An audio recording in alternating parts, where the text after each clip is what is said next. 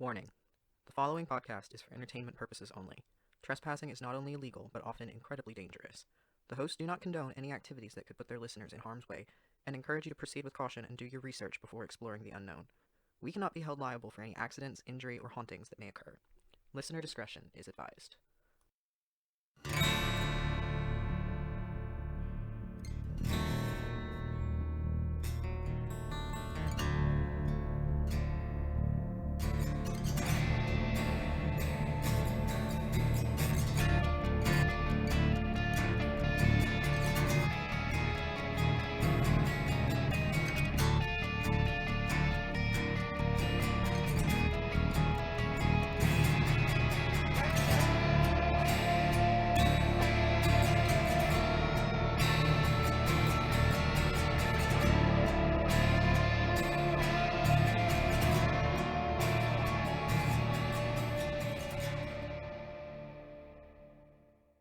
Love this Wendy Williams video. Oh, that's exactly what we need is some Wendy in here. Okay. What the entire fuck is this?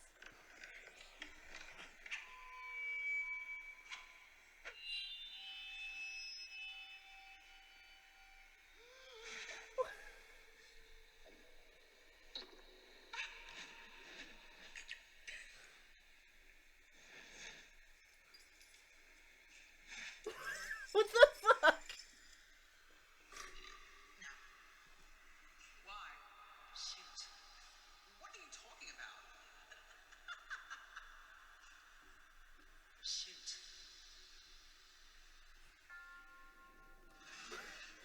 Shoot. What are you talking about?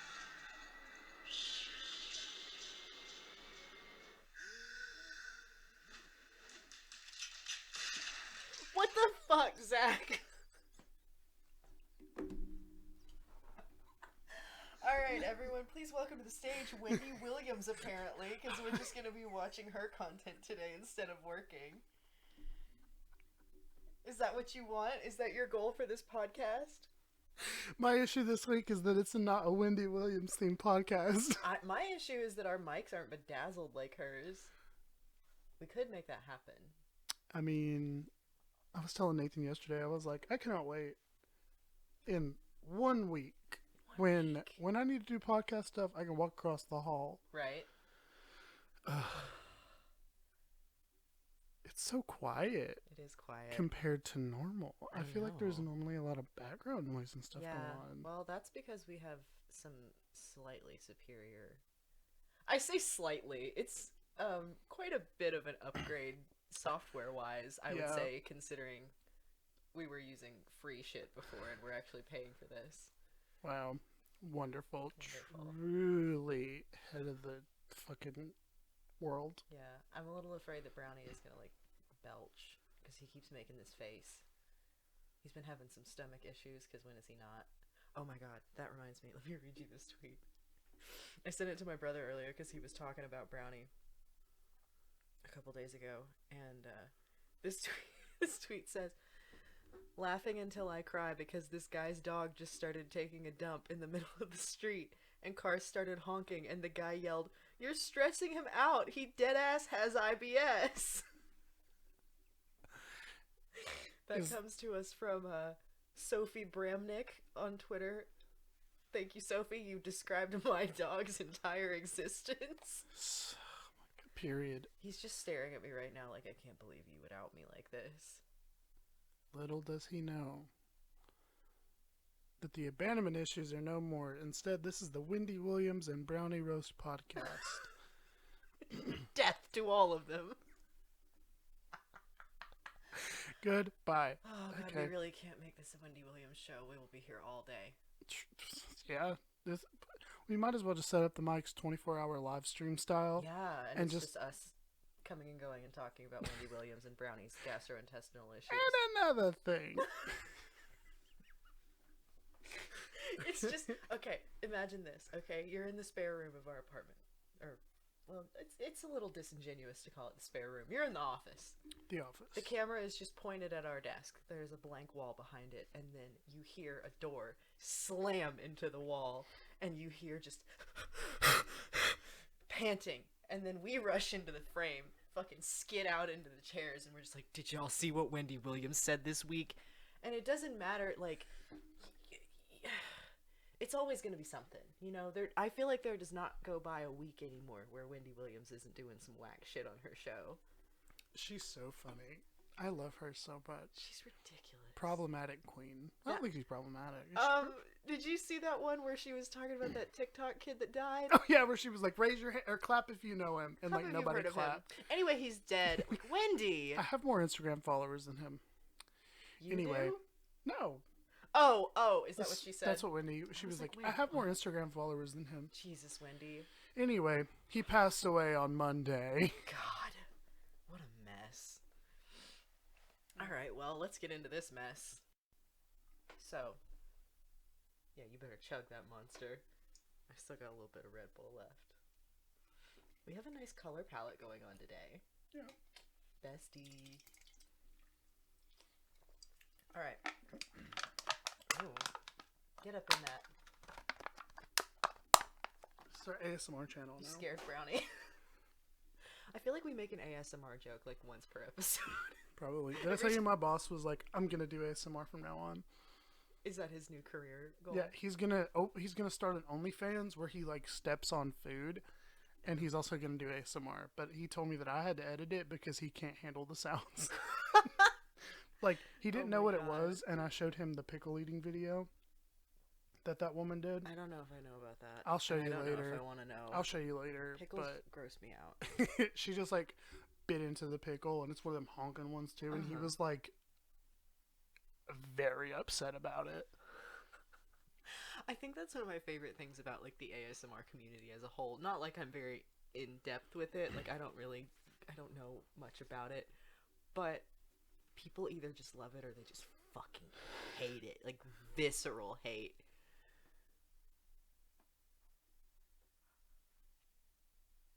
Oh?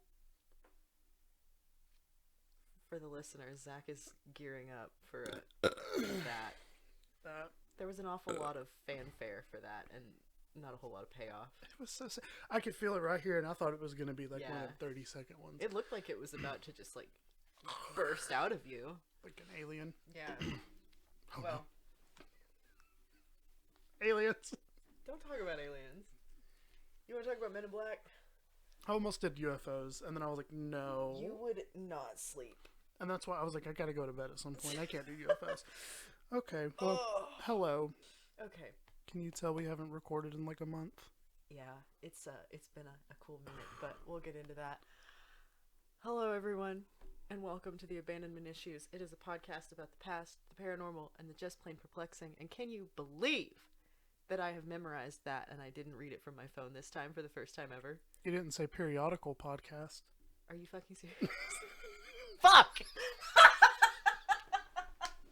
Let me try it again. Ah! Take 2.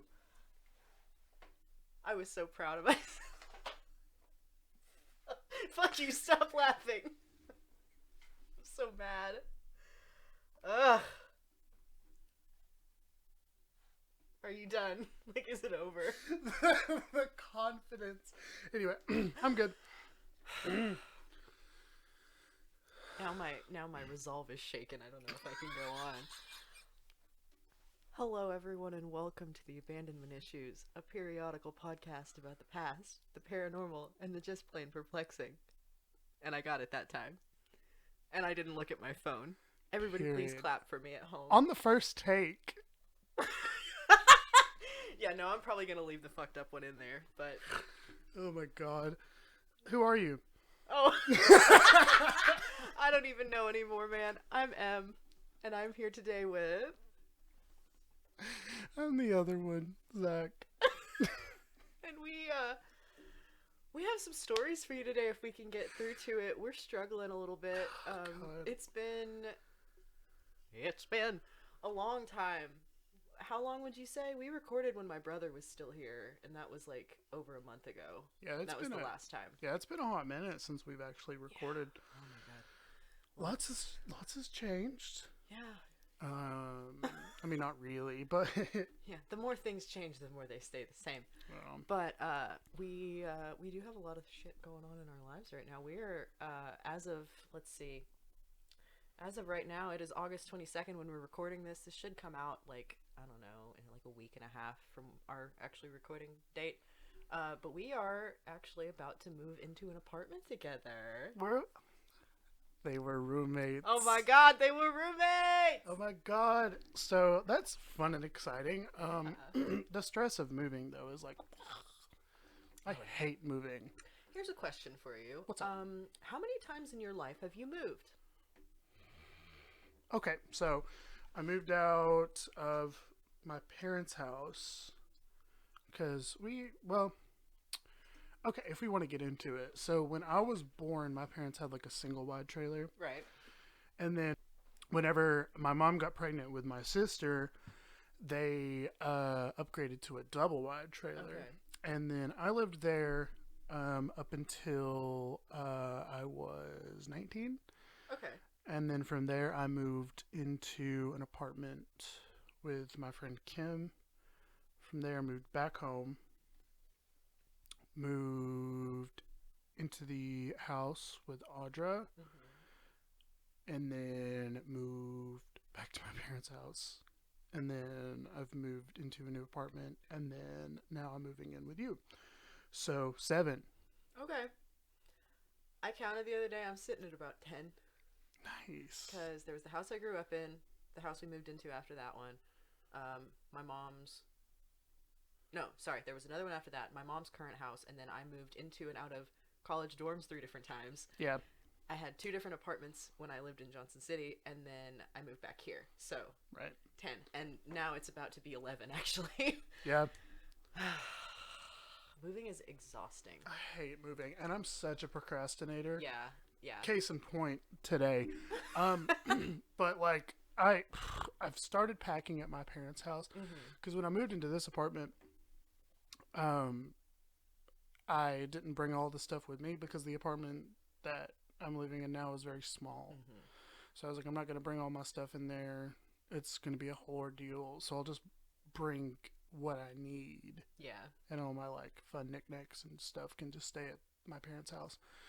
But I started going through the stuff there. All of it's for the most part packed up. I think I'm going to come back down tomorrow and Yeah. finish that up so it's all like organized and ready to just throw into a car and go. Yeah. But I haven't even started touching the apartment. Yeah. So, yeah. Lots of things are changing. We have new audio software that may or may not work for forever. We'll find out. We're trying some new stuff. We're moving. We got a lot going on. Brownie is sitting between us looking very sad right now. He's got a big storm coming. That poor kid. Poor kid. He's not going to know what to do. Yeah. But he loves Zack probably more than he loves me. So we've been talking for like 15 minutes, so we should probably get into it. all right, let's get into it. So who's going first again? I don't remember. Well, that's a good question. What are we even doing? My one story, the coal story is going to be super long. Okay. So I figured what we could do is do the bummers first Okay. and then bring it home with the happy ones. Okay. But also, I guess for the listeners, that won't really come to fruition until the next upload. Yeah, you're gonna have to wait like a full month to get closure. Yeah. So what we're doing today is because we're moving, we're recording 2 episodes at once, and we both kind of have a bummer story and a more cheerful story. So, Yeah. we kind of went back and forth a little bit on how to split those up. And I think what we're going to do is just do the bummers in one and then the happier ones in the other. And sorry. Listen, for y'all, you can listen to our podcast. Yeah. You can decompress for Mhm. 2 weeks. You can listen to other things, whatever. But for us, we're going to sit here for 4 hours and just talk about sad stuff. So Yeah. let's Yeah. for us, for our well-being, we're going to do the fun stuff last. Yeah. You know what? I'll go first. Go ahead. Go first. I'm excited for yours. Okay, so Did you forget how to podcast? I did. It's been so long. Okay. So, we took a little field trip We did. a while back. It was what, 2 weeks ago? 3 weeks ago now? A month Yeah, ago something now. like that. Probably It's, about a month. it's been like 3 weeks at least. It's been a while. My family decided to go to this place and kind of just hang out for the day. And then as soon as I left, I was like texting him and our assistant, Veronica, that I really wanted us to go as a group. So I dragged them along. I had a lot of fun. I hope, did you? Oh, I had a great time. Yeah, it was a lot of fun. It was very... It feels kind of weird to say that I had a great time considering what the place is, but now that it's a museum... Now it's like a museum and like a tourist Yeah. kind of thing, so I don't feel as bad. Mhm. But, so, baby names? I've placed a book of baby names on the table because we keep calling her Veronica. That We is need to mix so it up. funny. So yeah, Oh my god. girls' names are in the front, but I honestly don't think she would really care if you just called her whatever. Sharon? Sharon! Mika? Mika. Ivory. I love that. Okay. Yeah. It's to clarify, it is my parents' book of baby names that they bought when I was like being considered. So they're from 1996. Oh, baby. Okay, anyway, so the thing that I'm talking about today is, drumroll please, Brushy Mountain State Penitentiary. Woo! Oh god, it's gonna be so sad. Yeah. Okay, so a little bit of backstory on Brushy. So Brushy Mountain State Penitentiary was opened in 1896. It was a maximum security prison that remained operational up until 2009. It's located right against the Cumberland Mountains in the small town of Petros, Tennessee in Morgan County. Brushy was opened in 1896 after the aftermath of the Coal Creek War, a protest of coal miners that took place in the Coal Creek and Bryceville, Tennessee area. Before we can really get into Brushy, though, I kind of want to start with the Coal War just a little bit, just to kind of lead into it. So, coming off of the Civil War, like all the states in the South, Tennessee was very poor. Yeah. In my notes, I have poor with a capital P.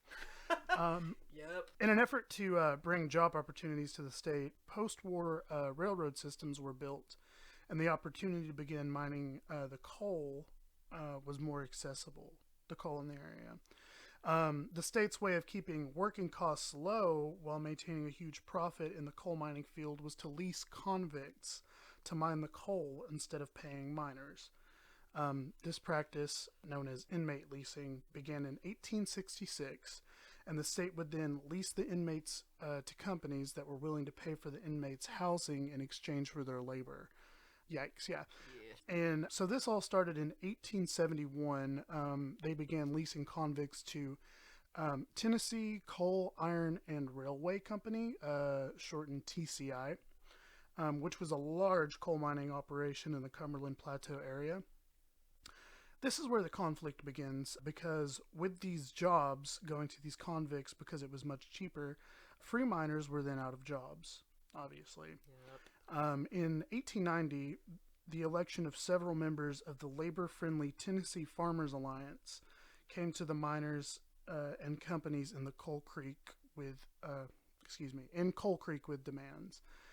Of these included payment in cash instead of scrip, which could only be redeemed at local stores with very high prices, or could be exchanged into cash at a high exchange percentage. Miners also demanded that they be allowed to use their own check weighmen, the specialist who weighs coal and basically just determines how much they mined that day and how much they would earn.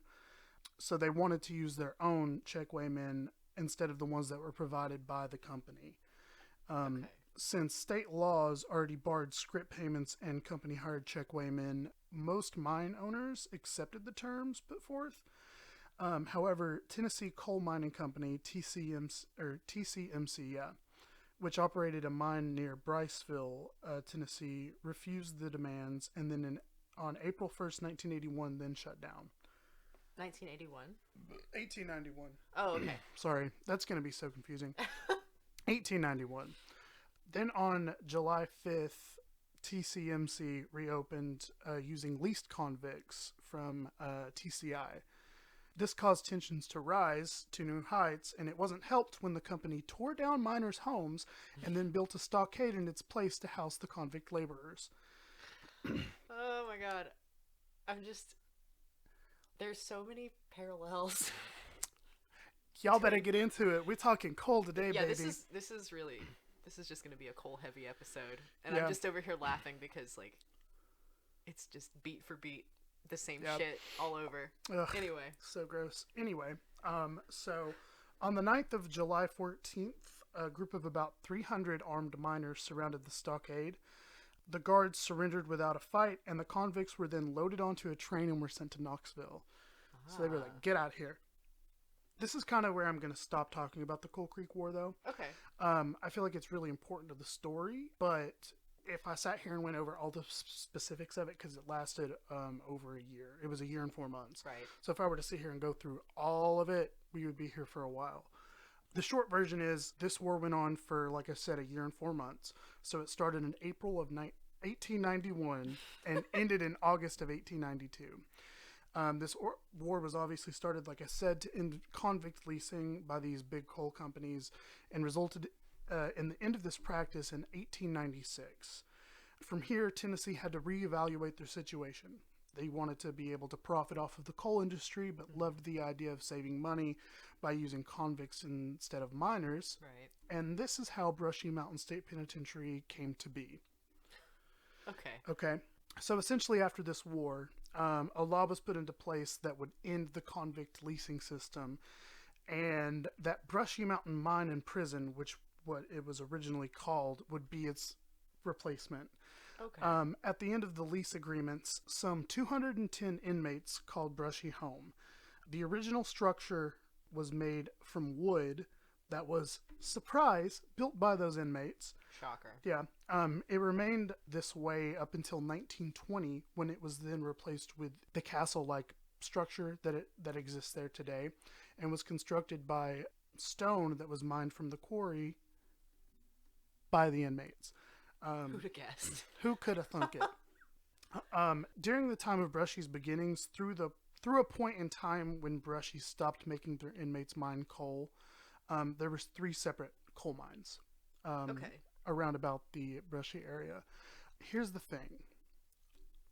None of these places online can tell me when they stopped mining coal. Interesting. I went through some of the pictures that I took because I took a lot of pictures of a lot of the plaques. Yeah. And I couldn't find anything on there either. So at Huh. some point they stopped mining coal. There's a really good documentary, and I'm going to put a link to it when I post my sources. It was made by WBIR. Oh, okay. It's like 40 minutes, I believe. I watched it last night, but it basically kind of goes more into detail, about the Coal Creek War, Yeah. but it also kind of goes more into detail about the beginnings of Brushy and all of the mining that they had to do there. Okay. Basically, there was a lot of incidents, because, I mean, coal mining is very dangerous. Yeah. Very dangerous, and I'm sure we're going to get into it soon. Yeah. But like, there were multiple reports of, like, dozens died. There was a lot of, like, injuries where, like, Yep. prisoners were just maimed for life. It's a whole big ordeal, and it's such a, the history of coal mining is... And I would also say the history of, like, inmate labor like that. yeah, because, like- A, it's essentially slave labor. Yeah. And B, people don't care because they think, oh, well, they're prisoners. They deserve it. No. Yeah. Yeah. Okay. The grand majority of those people were probably, like, small-time criminals at best. Like, Yeah. yeah, I'm sure there were some people in there that did some awful things. But as is typically the case, it's usually just people that were convicted of small things, sent to prison, and then they get stuck in this cycle. Yep. And that hasn't changed. But that's a story for another day. Yeah. This is a podcast about the past, not the present. Yeah. Which is still going on. Anyway, so basically how the mining system worked at Brushy was you had 4 inmates to a cell. Jesus Christ. Okay? And So, those cells are so small. right? And you remember when we went, I'm going to post when we post our sources and stuff on Tumblr, I'm going to include a post about all the pictures that I took at Brushy. If you want to add some on too, Yeah, for feel sure. free. Because I took pictures of almost everything whenever I went there for the first time. So I'm going to kind of include some of those pictures, but you'll be able to tell from the pictures. Cells are very small. There's 2 bunks, and you might be wondering, how can you fit 4 people in a prison cell if there's only 2 bunks? Here's how. Oh God. 2 of them they worked 12-hour shifts in the mines. No. So while one set of prisoners were sleeping, the other ones were in the mines working for 12 hours. After their shift was over, they would come back, they would eat, and then they would go to sleep for 12 hours while the other set would go to the mines and work. What the fuck? Yeah. So people were working in the mines all hours of the day. I am just. I I don't even know what to say. Holy shit. Like, this place is Rotted. It's such a mess. Like, anyway, Yeah. this was a very common thing that they would do. They would stay on these rotational shifts up until when the prison stopped using the mine as a resource. Yeah. So the prison is nearly encircled by like heavy wooded terrain in the Cumberland Plateau, and this is coming just from Wikipedia at this point. Yeah.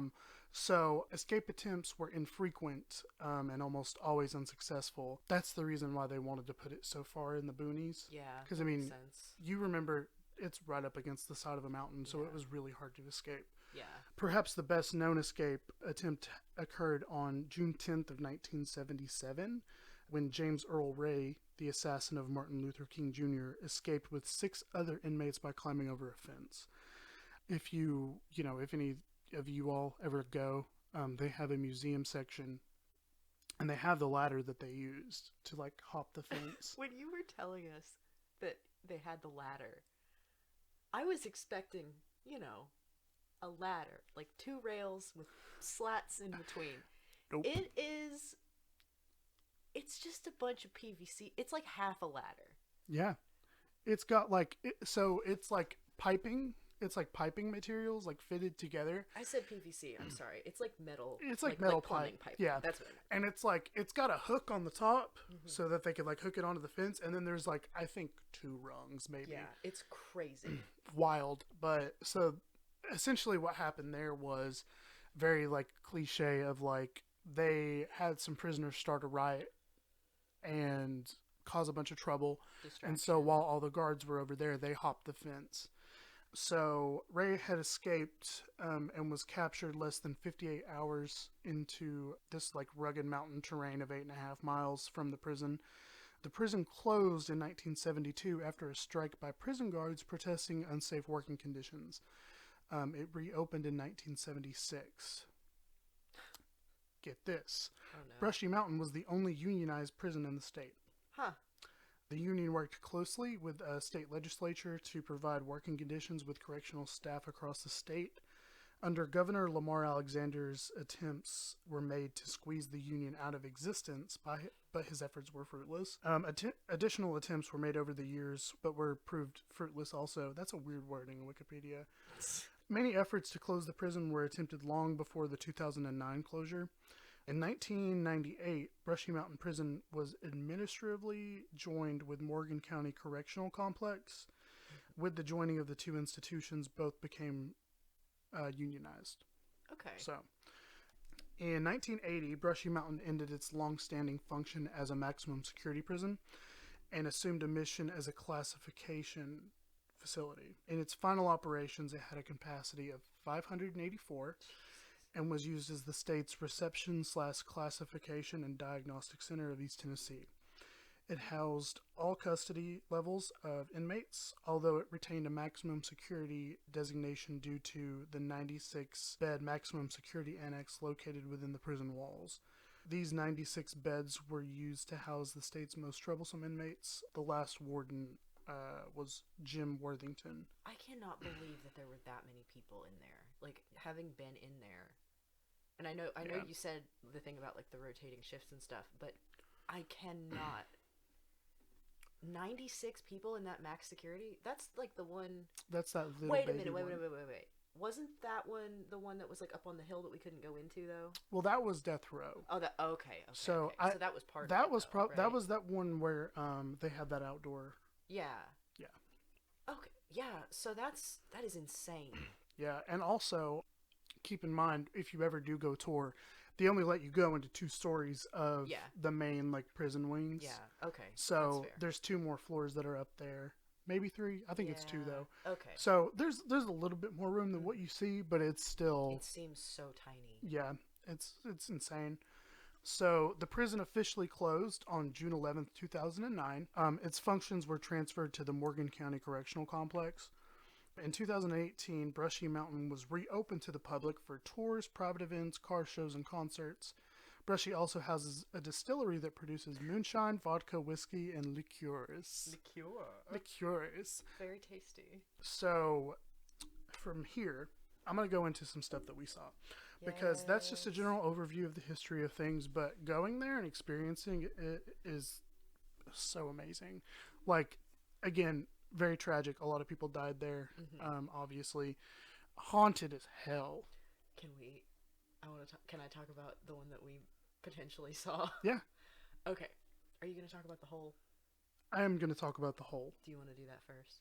Sure. Okay. So, basically from here, what I'm going to do is I'm just going to kind of like describe the area, but also I went through and I didn't do all of them, but I went through and added some of the plaques that I took pictures of. Okay. And I kind of wanted to highlight on those a little bit, talk about them a little bit, but I'll go ahead and I'll start with the hole. Okay. So basically in the like basement of this place, there was a place that was referred to as the hole. This was their version of solitary confinement. So this is what one of the plaques says. There's 2 plaques for the hole. So when Brushy opened in 1896, the hole housed disobedient and dangerous inmates for days, weeks, and even months at a time, if the warden deemed it right.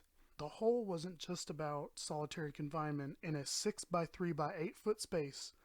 It was far worse. Inhabitants were once treated to suspension torture, tied by their thumbs to pulley cords hanging from the ceilings, toes barely touching for up to 30 minutes. This went on until 1905. 1905, when the practice was deemed inhumane by a state Senate commission panel. The size of the hole was then increased to a 4 by 8 by 10 space when the new prison opened up in 1933. Luxurious. Yeah. It was still a dreadfully dark dungeon containing just a mattress and 2 buckets. One for water, one for a toilet. Ugh. And this is the other plaque. For roughly 70 years, countless prisoners marched time in the hole by scratching tally marks into the wall.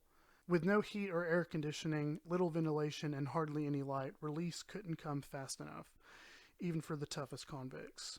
In fact, it was so dark inside, prisoners would lose their vision within days. Upon release, a fellow inmate would be assigned as a guide until their sight returned, usually within a week's time. The extreme physical, mental, and emotional effects of solitary confinement in such dire conditions reportedly weighed heavily on Warden Joe Freytag. In fact, it is said Warden Freytag would visit prisoners in the middle of the night to check on them and their well-beings. Though not nearly soon enough for many suffering people, the old hole was finally shut down in the 1960s. God. Okay, so the hole was one of the first things that we went into when we got there. Like, yeah. It's in the same building as the museum stuff, right? Yeah, so the museum was like up top, and then you go into the basement, and that's where the hole was. So we went down there, and it's, it's in the basement. There's no, like, downstairs exit.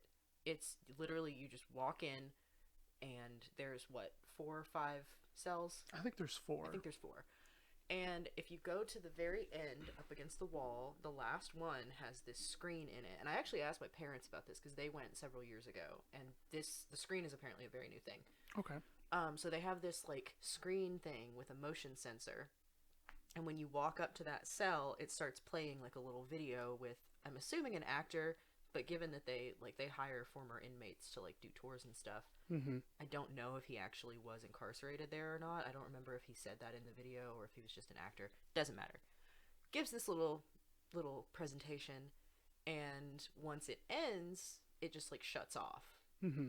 So we walked down there and we watched it, and then we walked away, and like we were standing at the end of the hall, like getting ready to walk out, and we were the only ones down there, and it just came back on again, and I was like it startled me because the audio is like really loud and it echoes, and Zach just looks at me and he goes, "That's on a motion sensor."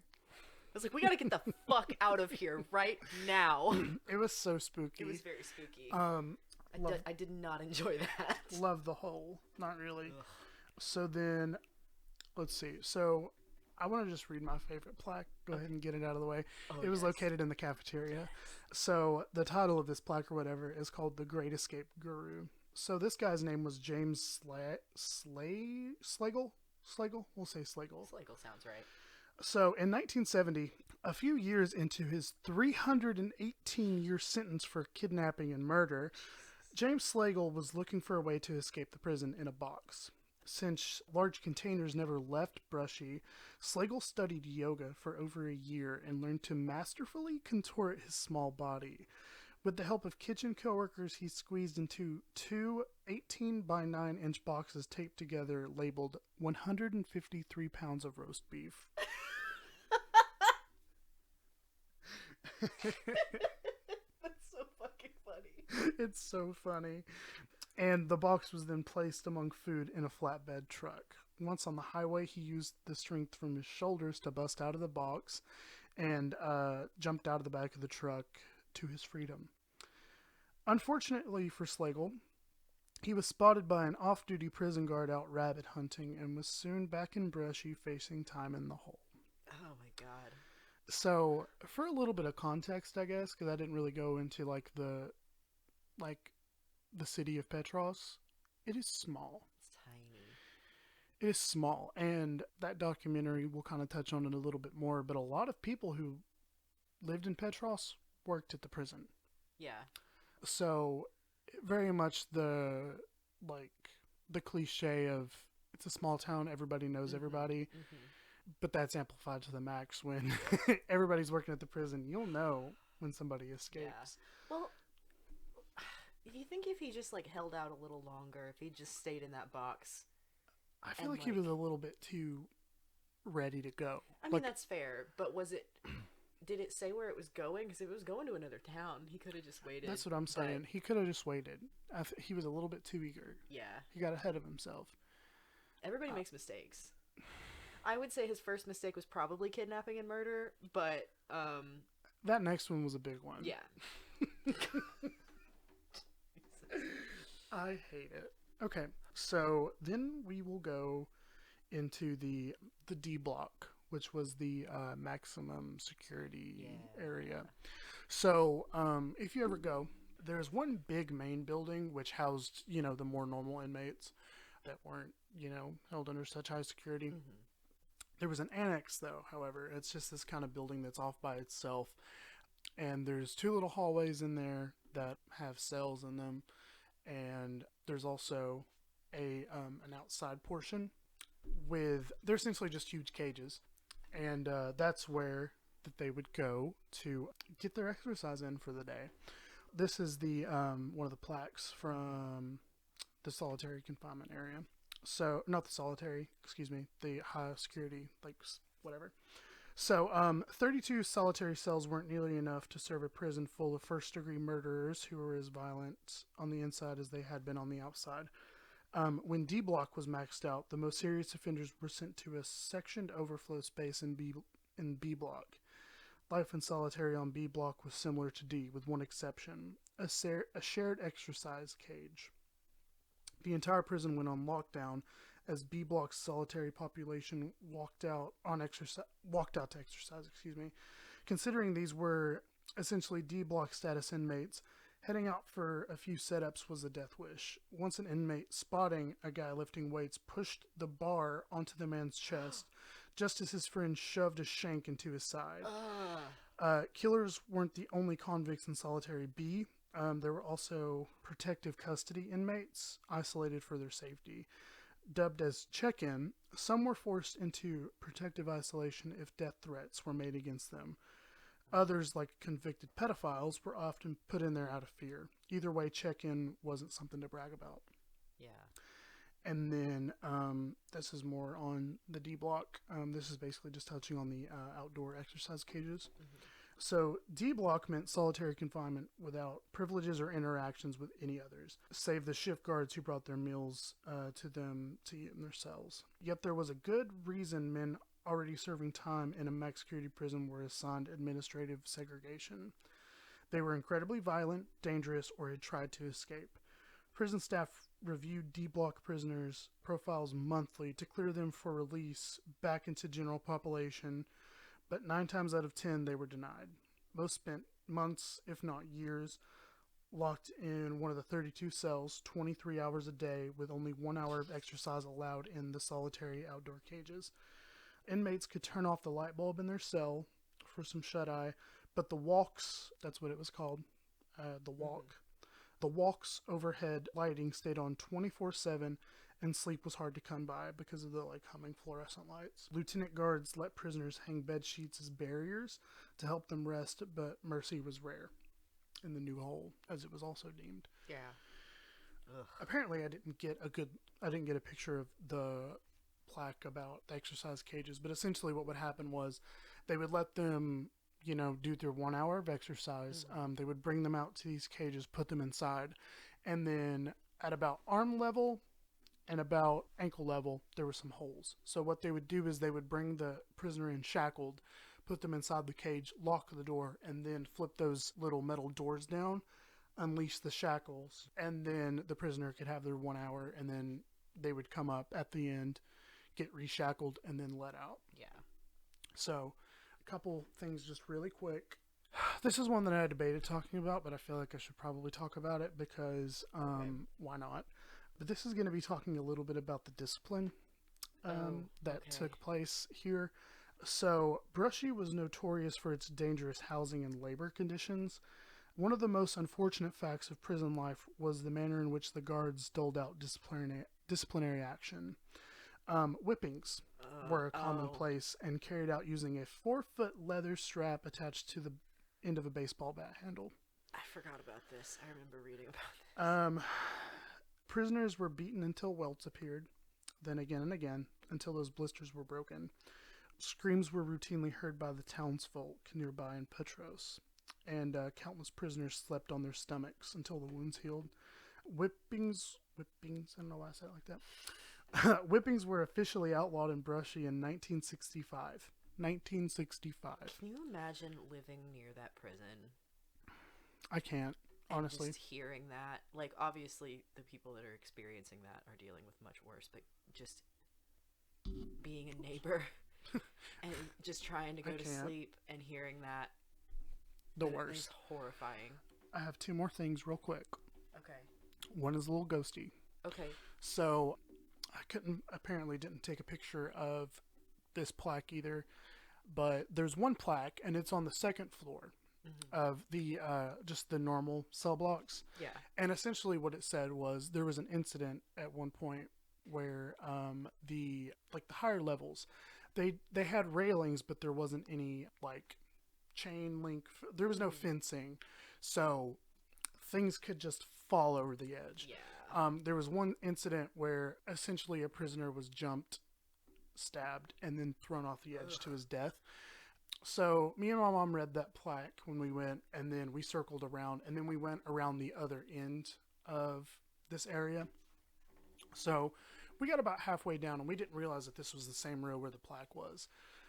We got about halfway down, and then I just had this very uneasy feeling the entire time. And I was like, well, my mom was in front of me, and I was like, okay, let's pick it up. I want to get out of this.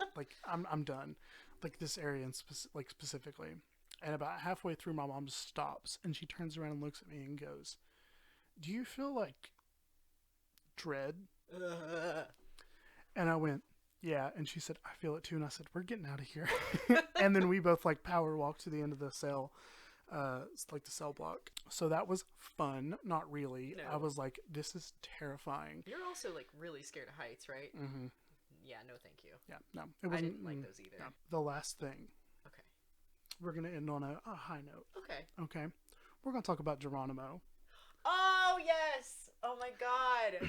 So, I was like, how can you possibly bring us out of this darkness? And then I remembered. well, I got 2 stories to end on a high note. Okay. So one of the most legendary of Brushy Mountain's residents was Geronimo, a wild baby fawn found by guards after it fell from a ledge into the yard.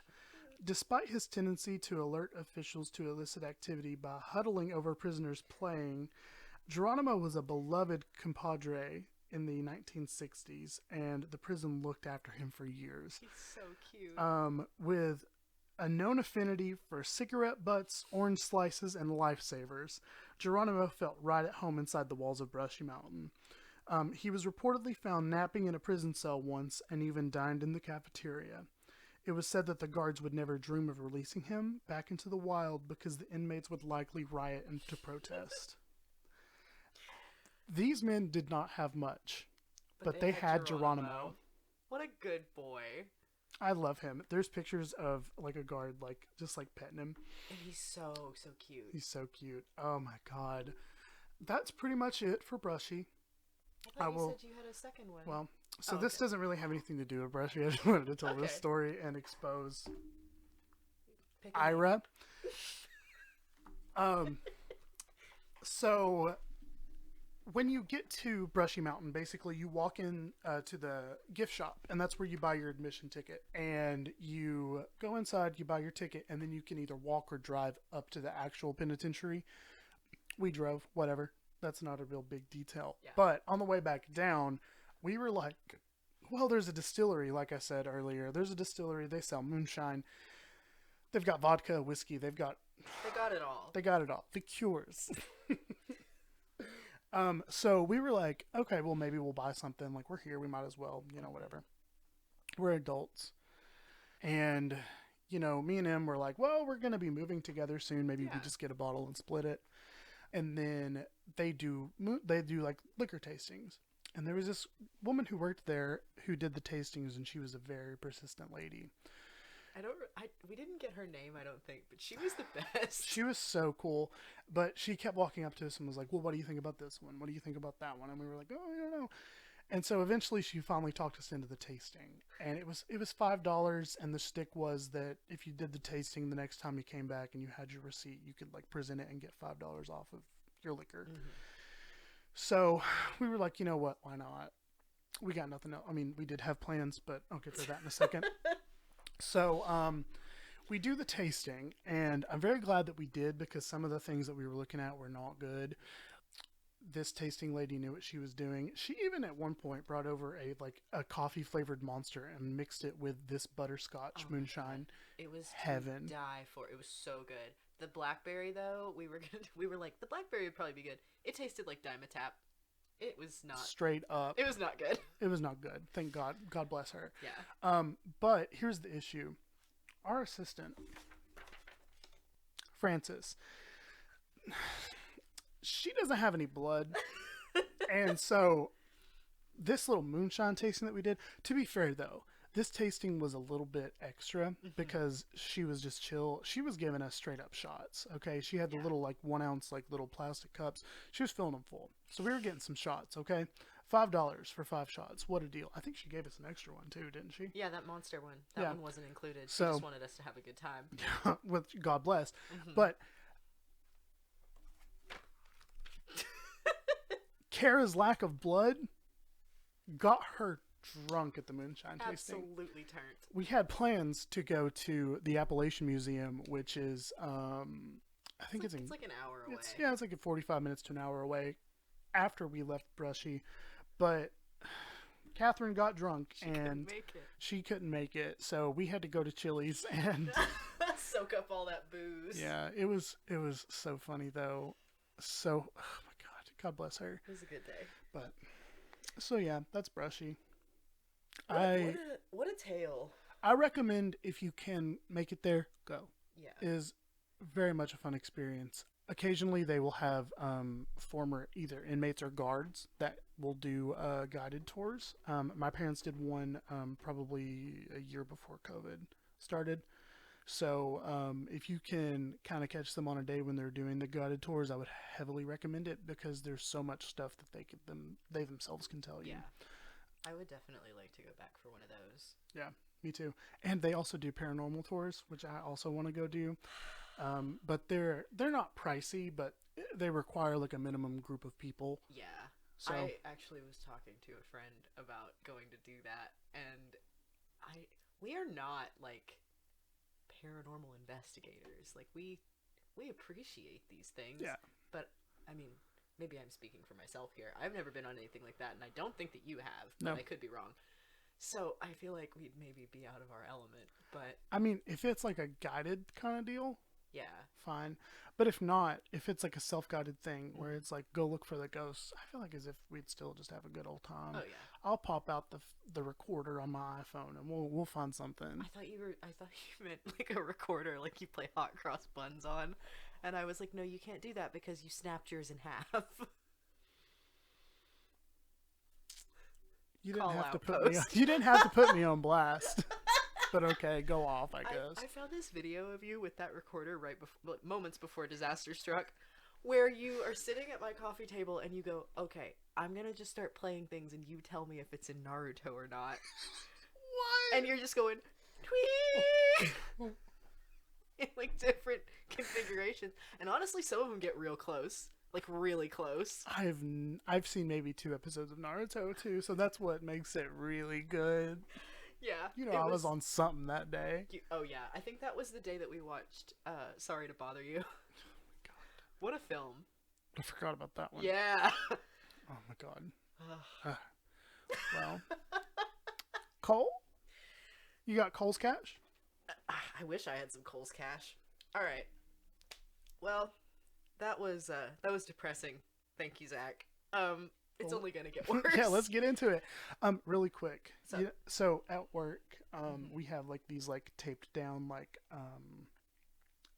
extensions to call other departments. Yeah. You know, procedure stuff like taped down to the desk. When we move, we just get a list of baby names and Yeah. tape it to the desk. Seriously. Ugh. I just this book. I would like Tuesday. to read. Tuesday. I would Tuesday. It was in there. Oh. Tuesday. I actually know someone whose name is Sunday. I know a guy whose name is Friday. We they need to have a convention and get all the days of the week together. We got Wednesday Adams. Yes. We got Friday. There's that movie, What Happened to Monday? What Happened to Friday? I don't know. It's something about siblings aren't allowed anymore, and there's like 7 sisters, and they all have different names of the week, and one of them gets kidnapped. T. I haven't seen it, but I remember seeing the trailer. Here are some trends in the 90s for baby names. Girls will get more boys' names, such as the once male monikers of Kelly, Stacy, Kyle, and Brooke. Boys will get fewer names that could be interpreted as female. Baby names are also becoming more serious, so we can expect more of John, Amy, James, and Mary, and a few less Kaylas. Wacky spellings for ordinary names are out. Hey, Baby Names 1996 edition, you got that one wrong. That prediction didn't hold up. Yeah, Michaela Ann is quaking. Alright, moving on. Back to the Cole's cash. Back to Cole's cash. Is script just Cole's cash? I'm gonna smack you. I have to go. I'm gonna smack you. Okay, so as I said, we are doing a very coal heavy episode today, and you already covered a tiny bit of information that I'm gonna do in my intro, but I wanted to start off with a bit of an intro just to like the general topic of coal mining. Sure. As we have kind of already established, I have this very like horrified fascination with stuff underground. Coal is no different. Oh yeah, we're going back underground. We are going back underground. It's kind of funny to me that like this is my hyper focus because I'm actually terrified of the dark. I'm almost 25 years old and I still sleep with a nightlight on. But I'm probably talking about that kind of thing too much right out of the gate. We're only on this will be episode 5, but I don't really care because there's a lot of cool stuff underground. And when it comes to coal, I gotta start somewhere. So I figured today would be the place to start. And I'm glad that I did because, Brushy, we have a very, like, a theme today, you know? So, let's just do like a general overview. Okay. Today, the epicenter of the coal industry in America has shifted, and it's not really as prominent in Appalachia as it used to be, but as far as America is concerned, that's where everything really kind of kicked off. It's something that is so ingrained in like Appalachian culture that it feels kind of weird not to talk about it, because I feel like even in our topics that aren't specifically coal related, a lot of places that we do talk about are going to have some connection. Okay. So, Yeah. anyway, so I just want to talk a little bit about my own personal history with it and like why I'm so interested in it before I get in. Okay? Sure. Yeah. Cool. Go for it. Okay. So, my grandpa on my mom's side is from Harlan County, Kentucky. I believe the town is called Cumberland. And if you don't know, Harlan is notorious for its mine strikes and for its coal wars. Growing up, I remember hearing him tell us all these stories about his dad's work in the mines. He was never a miner, but his dad was. And so I grew up hearing him tell us these stories, and I kind of always knew that like that was part of our family history, but I never really like dug in and learned more about it until I was in college. And that started because my freshman year through my junior year, I worked at this place on ETSU's campus called the Archives of Appalachia, and it's a really great resource if you're ever trying to do any sort of like Appalachia related history projects, any genealogical research. It's wonderful. So this story is really sad. So one day when I was working there, this woman called the office and she was asking for help because she wanted to try and find some pictures of her daughter who had passed away when she was really young. And she thought that we could help her because she had lost all of her photos in a house fire, or I think it might have been a flood, actually. I don't remember for sure. But she thought that we would be able to help her because she used to go to, I believe it was called the UMWA, that's just United Mine Workers of America. It was these women's miners conferences. And they would get together and meet and talk about, like, childcare and women's rights and stuff like that. Just, that's a whole other story for another time because it's wild, the stuff that female miners got done. But anyway, this woman had taken her daughter with her to a couple of those conferences, and so they thought that maybe we would have some pictures of her. And so I just had to sit down for a couple of days and go through all the pictures we had from the period of years that she had gone and see if we could find her daughter based on, like, this description of her. She had not seen a photo of her own child in decades. And she was calling because she was sick and dying and wanted to see if she could see her one more time before she died. And it was the saddest thing ever. I never found a picture of her. I tried. I tried so hard. I went through every photo we had and I never found a picture of her. And I don't think we ever, like, heard from her again. But doing that really kind of got me invested in, like, learning more about this kind of thing. So basically, I got really interested specifically from that angle of women working in the coal mines because at the time, I didn't know that that was a thing that could even happen because I had always heard that old superstition of, like, you can't have a woman in the mine, it's bad luck. And that is still kind of a thing that prevails today, even though women have been working in coal mining since the 70s legally. I mean, long before that, if you really want to get into it, like family mines and stuff like that, they didn't follow the laws, but it used to be against the law for women to mine. So after that project, I would like pull a lot of materials that I thought were personally interesting because they put me in charge of the social media accounts for a little while. And so we had like a Tumblr and a no, I don't think we had a Twitter. There was a Facebook for sure, maybe an Instagram. I'm pretty sure they're all out of commission now. I know the Tumblr is for sure, but there are still posts up there, and there's some really cool like photos and stuff. If you ever do want to look at that, just go to archivesofappalachia.tumblr.com. You might see some stuff that I pulled, but I honestly, when I was looking at it, I didn't see any of the stuff that I scanned. So maybe they just didn't like my choices. Maybe they were too coal heavy. I don't know. But anyway, that project gave me an excuse to just kind of sit and read about coal towns, like in between whatever else I was doing. And we had all these books, essays, and this entire collection of papers from this woman named Merritt Moore, who is the author of a book called Women in the Mines, Stories of Life and Work. And I read that book. I read a lot of her papers. She had a whole section in our like rolling storage where she had just donated all her notes and all these documents that she had used in her research and her interviews. The book is just oral history of, like, she just talked to a bunch of different female miners and, like, recorded their stories, and it is incredible. It's such a good book. If you can find a copy, I think it's on Amazon. I'll put a link. I have a copy of it that I bought used for like $10. It's just a great book. So that book ended up influencing my work because I was doing like sculptures for my art program at the time about coal mining. So that like started the whole thing off. So anyway, I'll stop talking about myself now because this story is not about me, but that's just my background. I feel very fortunate that I was able to work there and get access to those materials. They would let me, you know, take pictures of stuff, make copies of stuff. And if you do go visit, you can do the same. You can, you know, a lot of the stuff isn't digitized at the moment, but they do have such a wealth of information. So if you go in and you find something that's useful, you can look at it, you can, you know, get your hands on it, and they'll make you user copies of just about anything for a really decent price. I think it's like cents for copies. So it's wonderful. You can get like music and stuff too. It's just a great resource, and I was very lucky to get to work there. I also took some classes, like Appalachian Studies courses about coal mining specifically when I started doing my work on it. And I'm not going to talk about those a whole lot, but I did want to mention this one thing because it's something that I hold near and dear to my heart to this day.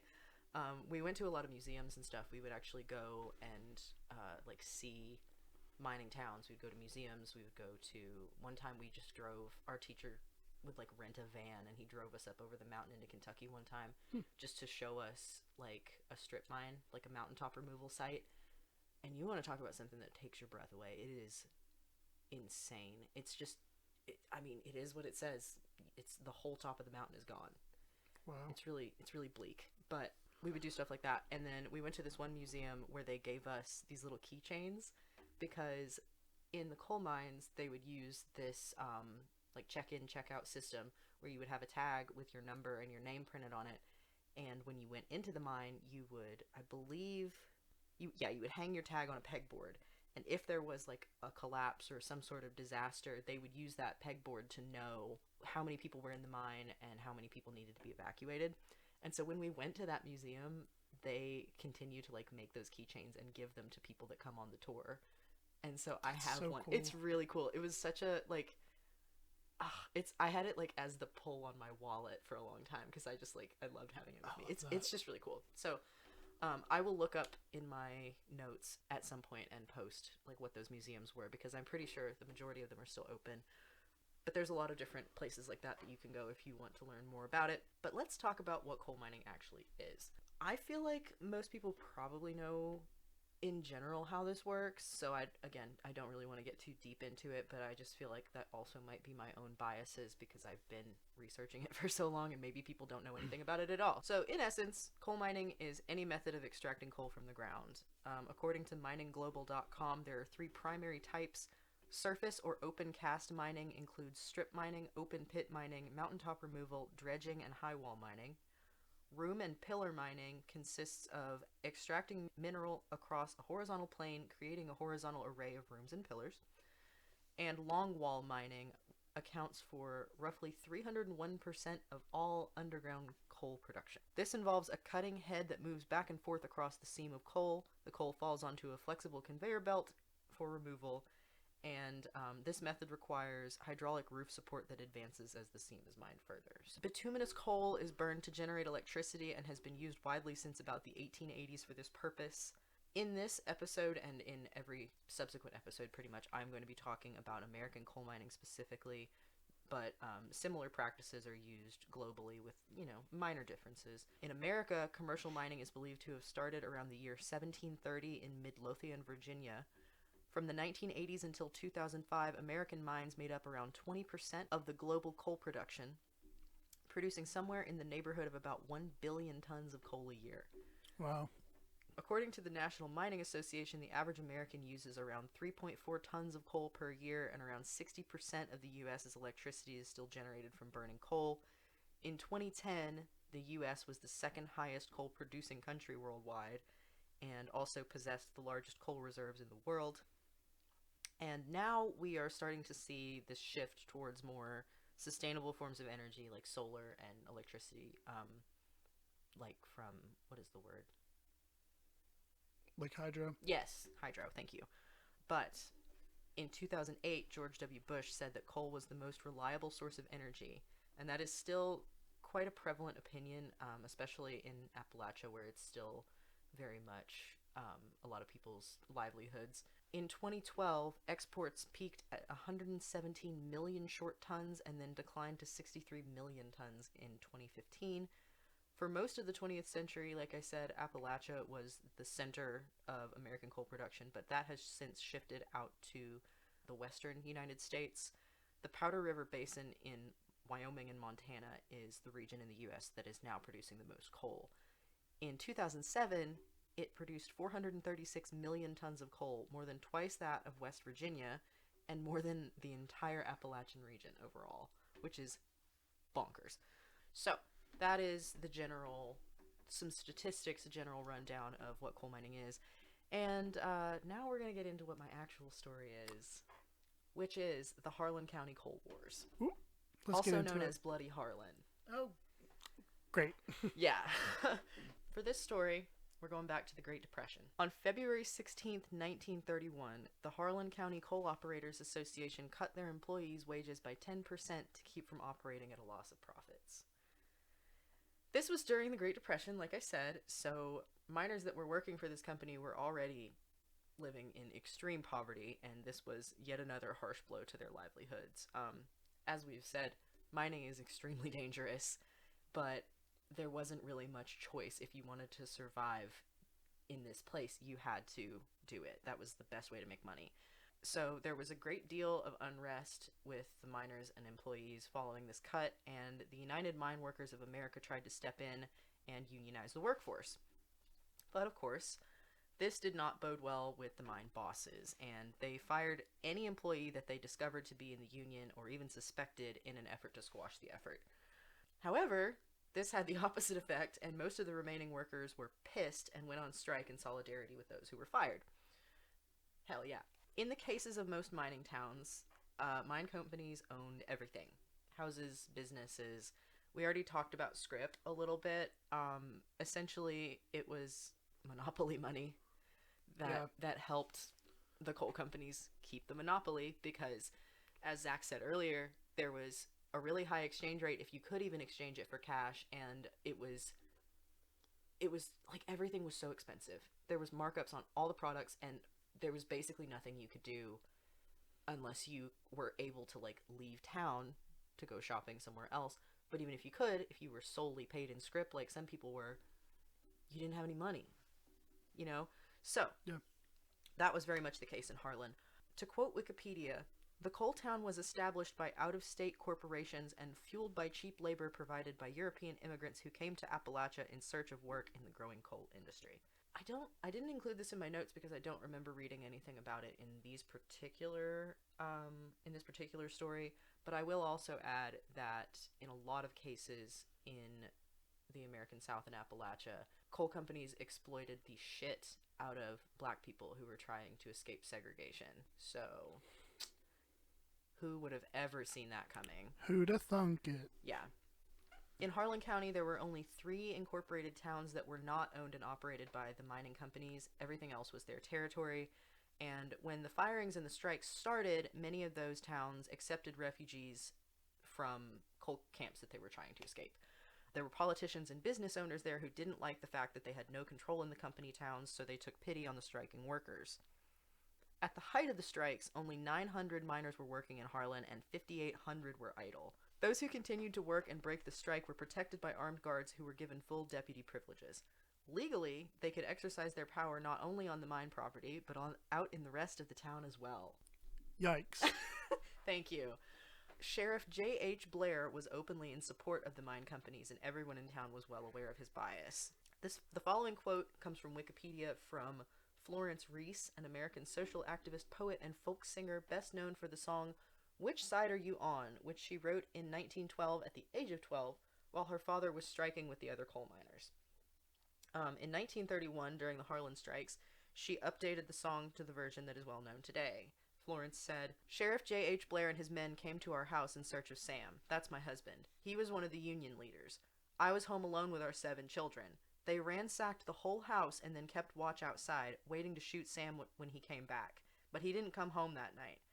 Afterward, I tore a sheet from a calendar on the wall and wrote the words "To which side are you on?" to an old Baptist hymn, Lay the lily low. My songs always go to the underdog, to the worker. I'm one of them, and I feel like I've got to be with them. There's no such thing as neutral. You have to be on one side or the other. Some people say, I don't take sides, I'm neutral, and there's no such thing. In your mind, you're on one side or the other. In Harlan County, there wasn't no neutral. If you wasn't a gun thug, you was a union man. You had to be. And I listened to that song when I was doing this research, and it made me cry. So, thanks, Miss Reese. Thanks. She was an incredible lady. So, as I said, it was called Bloody Harlan, and it was called Bloody Harlan for a reason. This is not the sort of striking situation that made primary use of signs or chanting to achieve goals. Those things may have been used, but this was during an era when company owners did not even pretend to give a shit about the health or the well-being of their employees. And they only mattered if they were working. Once they stopped, there was nothing to be done but to mow down the obstacles in the way of making more money.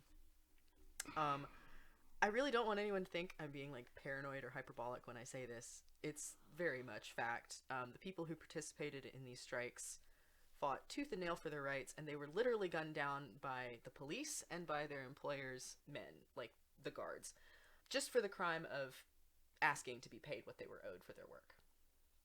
So, that is what happened. I'm starting to get really mad. Private guards, police, and striking workers exchanged gunfire in the streets. Strike breakers, also known as scabs, were attacked and beaten by miners for their betrayal. What is said to be the most violent, unprovoked act by strikers, the Battle of Evarts, occurred on May 5th, 1931. A group of miners ambushed a group of company men in their cars and shot at them. 1 striking miner and 3 of the company men were killed in the shootout.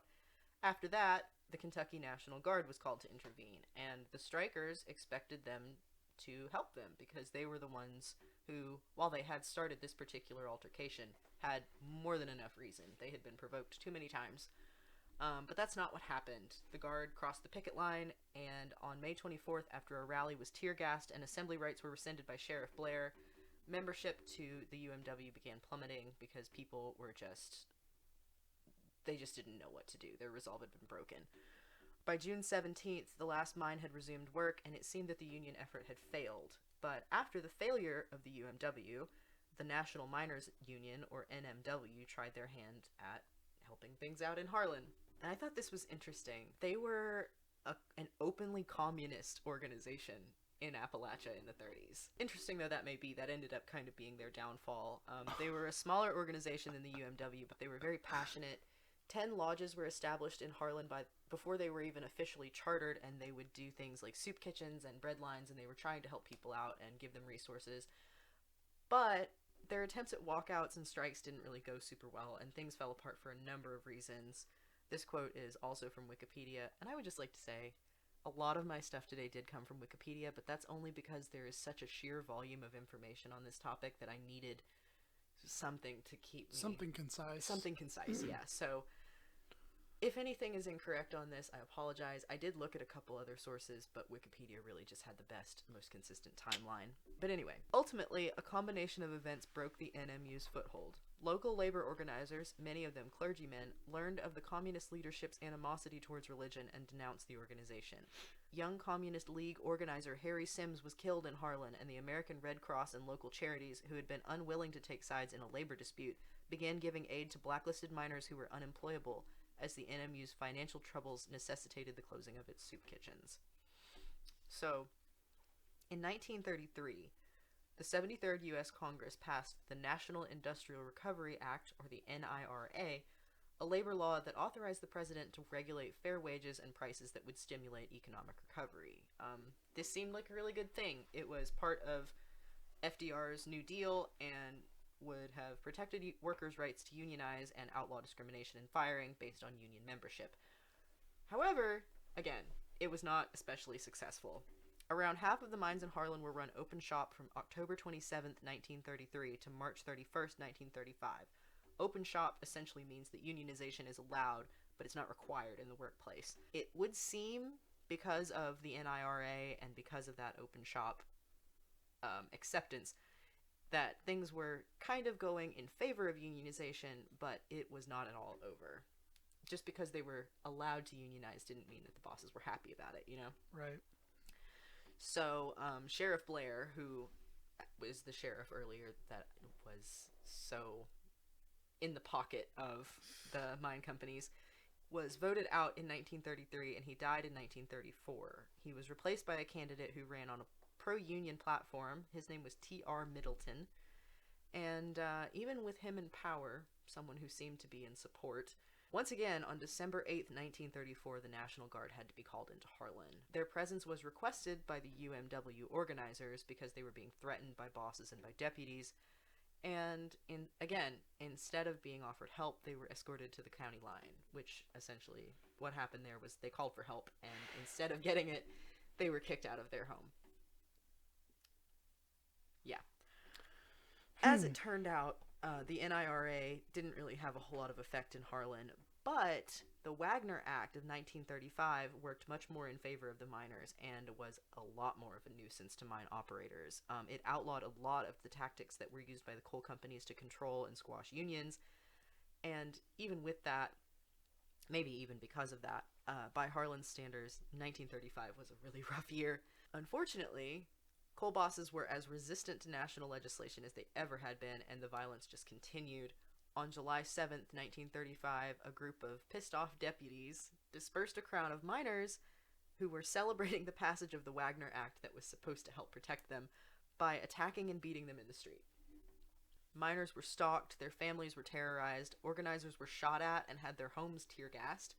Armed guards and sheriff's deputies patrolled around the town, and they would sometimes kidnap people for so much as suspected involvement in the union effort. Troops were deployed to intervene 3 different times this year, and on September 29th, the troops were finally sent in on behalf of the workers rather than their bosses for the first time in the entire duration of the Harlan County War.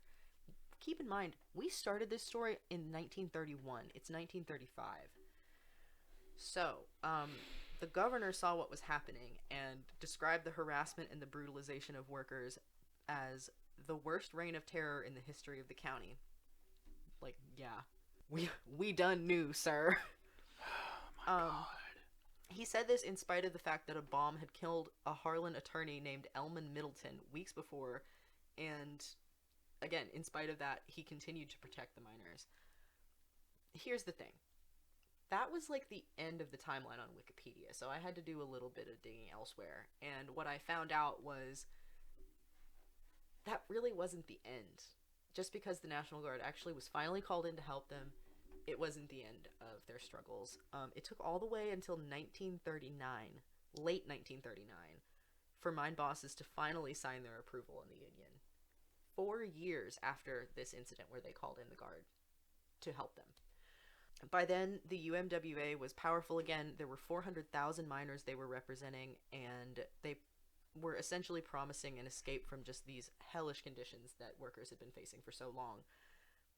And, like I said, that's not to say that things were perfect. Harlan and many other mining towns in Appalachia and the world over would continue to experience horrible injustices and exploitations. Nothing in this life, especially not in terms of capitalism, is set in stone, and unionization is no exception. Just because they had this one victory doesn't mean that it's going to stay. It's something that you have to keep tending to and keep maintaining, and though they fought really hard for it and they did win, it wasn't over after that, and that's something that is still very true to this day. Now, I was talking about this earlier, about how mad I got writing these notes. And I feel kind of bad because, you know, usually we have a little bit of back and forth during these, and I can just see you sitting over there like... I was literally fuming. about to, apologize, but I'm literally sitting over here, mad. Ugh. I've been working on these notes for, at least since the last time we recorded. Right. And I just kept having to take breaks because it makes me so mad. And, it's one of those things where... I don't know for sure. I would have to ask my grandpa about it, but I'm pretty sure that my great-grandfather was, involved and, around and working at this time. So it's unfortunate because he I googled him on like Find a Grave last night just because I knew that he had passed away before my mom was born, so I wasn't like sure what his name even was because they call him Rainy. But apparently my great-grandfather was born in 1890, which is wild to me. But he passed away in 1966, so like I never got any opportunity to talk to him. I'm sorry. What? I just want to interject real quick because I completely forgot about this What's until up? you just said great-grandfather. Okay. So, my great-grandmother's brother was in Brushy for murder. Oh my god! Right over my head. Completely Whoa! forgot about it. Yeah. Oh, that's wild. Because my dad brought it up whenever we went, and I asked him about it, and apparently he was in there for murder, and until he died, which he died in Brushy, Holy shit. he said up until the day he died that he didn't do it. That's fucked. So, yeah. Wow. I'm sorry. But, No, Oof. I'm glad you got that in there because holy shit, we have some personal connections to both our stories this week. Hey! But yeah, so, that scrambled my brain. Sorry. No, it's okay. And I was like, on the way here, was like, I need to talk about my Yeah. great uncle or whatever he Yeah. is. Just Wow. forgot. Anyway, I'm so sorry. No, it's okay. So yeah, I never really would have gotten to talk to him about it. I would be curious to do that, but you know, he's no longer with us. But on the topic of unionization and how hard it was for people to just get basic rights. Like I said, this is something that still goes on today. People still struggle with this kind of thing in a variety of different industries, not just in coal mining. We've all probably by this point heard about the Frito-Lay protests, where workers were striking because they wanted to get some relief from ludicrously long work days. I'm pretty sure payment was also an issue because when is it not? People are never paid enough for what they're working. Workers endured a number of horrible things, including what they called suicide shifts, which were 2 12-hour shifts in a row with only an 8-hour period of rest between them. As of July 26, 2021, the Frito-Lay strike is over, but according to Yahoo News, a 2-year contract was drawn up that eliminated suicide shifts, guaranteed workers 1 day off a week, and granted workers a 4% wage increase over the next 2 years. 4% over 2 years. And I don't want to disparage. I'm disappointed, and I know a lot of people that worked in those strikes, tried so hard to get something. I know that a lot of people are disappointed too, because that's a fairly small concession. I mean, they did get some results, but after all that struggle, it's kind of disheartening that they weren't able to get more, I guess. Some said that they felt pressured into voting in agreement with the terms because they were running out of money and they didn't have any health insurance. Yeah. But I would like to say it is a start, and I think that their resilience and the bravery that they showed in doing these protests and in striking like that is monumental, and they're very much inspiring other people to do similar things. Right now, like I said, we're recording this on August 22nd of 2021. Nabisco is also striking nationwide. I believe I read they have 3 bakeries and there's several distribution centers, and I think at every location people are striking right now. In the second quarter of 2021, Mondelez Nabisco earned over $1 billion. They had record-breaking profits during the pandemic, and they are currently trying to cut pay and benefits for their workers in their facilities. During a panini. What the fuck? Right in front of my Panda Express? Yeah! God. Oh my god. I could really go on about this because these are not the only places that are doing unionization efforts and protests right now, but I know that we were already kind of gone. I've more than popped off already, so I'm gonna stop. But I would just like to say, without their workers, companies and corporations have absolutely nothing. A CEO sitting on their ass behind a desk could and never would shoulder the weight that their quote-unquote low-level employees do, and they don't deserve to be paid astronomical amounts of money while the people that are actually doing the work for them are living in squalor. By definition, according to unionplus.org, a labor union or trade union is an organized group of workers who unite to make decisions about conditions affecting their work. Labor unions strive to bring economic justice to the workplace and social justice to our nation. unionization is not at all an outdated concept. It is absolutely not something that is limited to coal camps or any more, dangerous line of work. Literally anybody can benefit from unionization. And I feel like a lot of people don't know that, and you should. So make of that what you will. Take that to heart.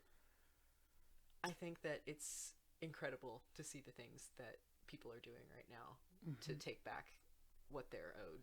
So this is just one of the many stories that comes out of Appalachian coal towns, and just one of many stories about unionization. I plan to talk about more of this as we go. I don't know. I honestly, like I said, this was just my starting point. I don't even know where to go from here, but I'm really happy to finally get this one out because it has some very, very personal significance. So I hope you enjoyed it, even though it was depressing and made me really mad. We're both heated. Yeah, I'm really fucking heated. But that is the end of that. Well, how do you feel? I'm so mad. Yeah. It's like you said, normally there's some back and forth. I literally just sat over here in my chair this whole time just breathing. Yeah. Like, what else can you do? And I hate to say it, like, that is one of the more notoriously, it's kind of widely considered to be one of the worst ones, but it's not unique, it's not the only time that something like that happened. And I would say, I don't know what makes me more angry in terms of the coal strikes and such, the blatant violence or the blatant negligence, because there is one story that I want to cover about a flood that happened that killed hundreds of people. That happened because essentially inspectors at like a sludge dam, which was like a waste, it was like a waste pond for like coal mine waste. He basically lied and said that the dam was safe, and it wasn't, and it rained and the dam broke and it wiped out a town. And I truly don't know what makes me more angry. I mean, it's all fucked. And it's one of those things that I'm glad that I've learned about it, and I am, as much of a bummer as I know it is, I'm happy to talk about it because people need to know that it happened. Yeah, I'm ready. And people just don't. I'm ready for you to pop off because... Thank you. I have no word. Like, I'm so mad. Yeah, I know. Like, oh my god. I have spent so many times over the years just sitting and like fuming at my desk reading about stuff like this. Between your story and then my story with the whole inmate leasing, like... Yeah. No. Yeah. So... Well... It's hard to be like, what's your issue this week after all that, because clearly we have a lot of issues. Well, thank you for that wonderful story. I look forward to the next one. What's your issue this week? Well, speaking of flooding, it rained like a motherfucker this week. Yeah. And It rained on my way here. Yeah, I woke up and like went to take Brownie out and it was raining and I said, here we go again. It rained so hard on Tuesday night into Wednesday that people were kayaking in the parking lot of a restaurant near where I live. Yeah.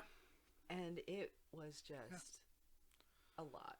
I think that's my biggest issue. I'm so sick of the rain. I know we need it, and a lot of places are having droughts right now, but it's a mess.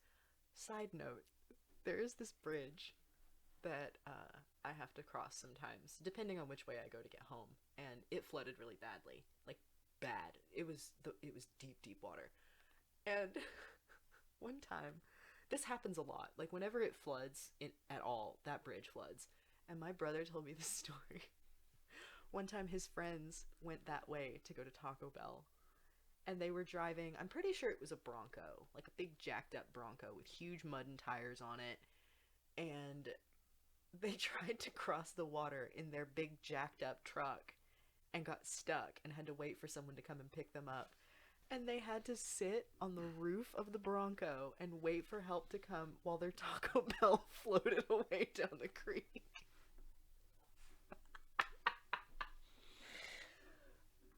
They lost a soldier that day. Oh my god! Yeah. Okay. That reminds me, one time, my parents and I were on the way to church, and it was like flooding. Yeah. And we pulled up, and one of my dad's friends, there's like this small bridge on the road on the way to where my parents go to church. And it's a bit elevated. Yeah. Like, as you go over, like, it's a small bridge, like, just a couple feet. Yeah. This guy that was friends with my dad got up on the bridge and couldn't get over the other side because of the water. So he was just sitting on top of it, like you would, like, stand on a rock, like in a river. And my dad was like, do you need help? And he was just like, I'm just going to sit here until the water goes away. Oh, my God. Islands in the stream. Oh, my God. Well, what's your issue? I forgot. I haven't even told my issue. You haven't. Okay. So, like we said earlier, we're moving. And also, like I mentioned a couple episodes back, the branch where I currently work is shutting down. Yeah. We're coming up on the end of it. I think I have like 2 weeks left. Right. And so we've kind of started packing things away. Okay. Throwing away things that don't need to be that don't really need to be sent to home office or anything.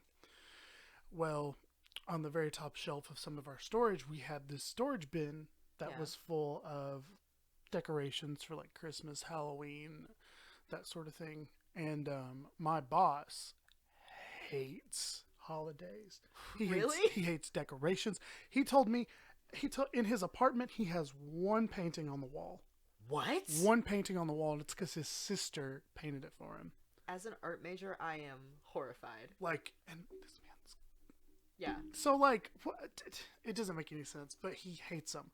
Apparently, people in the past, like, that I've worked there have, like, bought these decorations and put them up, and then whenever he comes in for work, he takes it all down. Like, he's a Scrooge. Holy shit. So, there's this huge storage tub up on the top shelf of all this storage stuff, and he was like, well, does anybody want this stuff? And I was like, I want the storage tub because I'm moving, so like it's a free storage tub. And it's the one that I brought today, by the way. Okay, that's a nice tub. Right. So I was like, I mean, I'll take the tub. And he was like, well, that's fine. You can have it. Let's dig through everything and see if there's anything that anybody wants. And it was just like cheap, like you can buy it at Walmart for 99 cents. Right. Like, there were a couple scarecrows in there that I was like, well, my mom might like them. And she did. She liked them. She put them in her window. But there was a Christmas tree. There was a little snowman, Halloween decoration that you pin to the ceiling that like dangled down. All this stuff. He would pull it out of the box one at a time and be like, you could really use this for decoration in your new apartment. And I'm like, bro, it's August. What am I going to do with a snowman? Oh my God. And so then I was having to like give him a detailed explanation as to why I wouldn't use the item until he would throw it away. Holy shit. And that is my issue this week. Nathan, I'm coming for you. Wow. Oh my God. I've never met anybody that hates decorations. He's such a Scrooge. Like, I don't usually decorate for Christmas, but that's mostly just because I'm lazy. Yeah. You remember my Christmas tree? Do I? The one at the house that I had with Audra? I feel like I do. We put it up for Christmas, the day of the party. Oh, yeah. And it stayed up until we moved out of that house in like March. Yeah, with the skeletons that you didn't take down from the Halloween party. That was Fred and George. Uh-huh. And we put Santa hats on them. Oh my God. Oh, the Santa hats. Those were also in the box. Ah. Yeah. And those American flags. Yeah, I kept the Santa hats. Oh my God. We're going to have a Christmas special. Are we going to do like a whole month of Halloween, do you think? Because I feel like that's what I want to do. Yeah. 100% yes. My friend told me this like local urban legend that I really want to cover. I'm very excited about it because I Googled it and I was like, this is whack. It's crazy. Like, I'm not going to show her to you, but I'm very excited for it. That's all I'll say. Well, it's like a cautionary tale kind of thing. Okay, work. Well, look forward to that, I guess. Okay, well, I guess we'll wrap it up because we've got a whole other episode to record here in a second. It's been 2 hours. No, Jesus Christ. So, let's go over our social medias, shall we? Where can you find us? You can find us anywhere you want to look. Look under a rock. We'll be there. We'll be there. No. Okay, so you got Twitter, TikTok, Instagram, and YouTube. We're going to be at issues_podcast. And our Tumblr is going to be theabandonmentissues.tumblr.com. Or you can simply go to our link tree, which will be in the bio or description of this video. Yes. You can go down there and find all of our relevant links, including links to our cited sources, all of our social medias, and our Patreon will be there. Yes. And there should finally be some content on our Patreon very soon. I would like to add, I had forgotten to add the Patreon to the link tree until last week. So if you've looked for our Patreon and it wasn't there, it's there now. It's still empty as of right now, but I do have like 2 episodes that I am editing that I'm very close on that should be up there soon. So don't worry, it's coming. It's coming. We appreciate any support. We're trying to chug it out. Oh my god. Well, When we get moved, we both work full time. It's a hot mess. We work full time. We live like an hour and a half away from each other. But like I said earlier, it's gonna be nice to just walk across the hall. Yes, it is. So, get into it. Get into it. All right. Well, thank you guys for listening. Oh, Oh, wait. also, what did you have to add? The submission email. Oh, yes, I totally forgot. Yes, we have a submission email. If you have any stories that you want to tell us about anything, I mean, coal mining, that's a big one right now. Ghosts, any abandoned houses, anything like that, you can send us an email at tellusyourissue@gmail.com. Any spooky ghost stories you want to share during our Halloween month? Yes, send us some spookies. I also would like to say, our theme song is done by my brother Adam. You can follow Adam on Instagram at the Devil's Workshop Recording. I said recordings. Recordings. The Devil's Workshop Recordings. Don't go to the recordings one. That's my new Instagram. There's going to be some satanic corn on there, so don't go there unless that's your thing. And yeah, I think that about sums it up. So We're done. Zack is checking out. We're done. This is our last episode, I think. He's done with my bullshit. I quit. Okay. I'll see you tomorrow. All right. Bye. Thanks, guys. Bye.